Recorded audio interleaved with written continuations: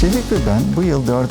kez Grup Florence Nightingale hastanelerinin destekleriyle GBI Avrupa etkinliğinde bisikletlerimizi sürdük.